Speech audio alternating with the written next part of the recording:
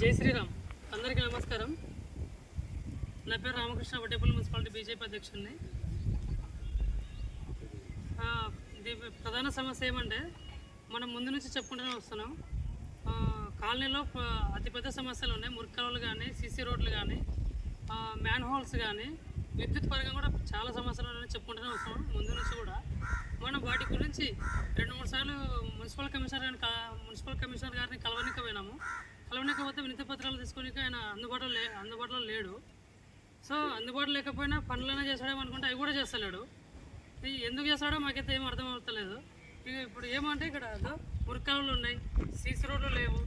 ఆ మురికలో నీళ్ళు అక్కడ పోయి మొత్తం ఫ్లాట్లు లేకపోయి ఆ నీళ్ళు మొత్తం ఎక్కువ కొద్దీ దోమలు వలడం వల్ల, ఇంట్లోకి రావడం వలన దోమలు మొత్తం డెంగ్యూ, మలేరియా ఇటువంటి వ్యాధులు ప్రబలుతున్నాయి. చిన్నపిల్లలు తిరుగుతారు ఈ రోడ్డుకి, మొత్తం చిన్నపిల్లలు తిరుగుతూ కూడా పట్టించుకోవడం లేదు.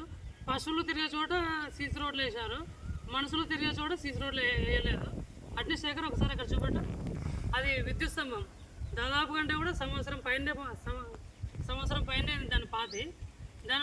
ఇంతవరకు దానికి విద్యుత్ కనెక్షన్ లేదు, ఏమీ లేదు. దయచేసి కమిషనర్ గారు మీరు ఖచ్చితంగా పట్టించుకోవాల్సిన కోరుతున్నాము.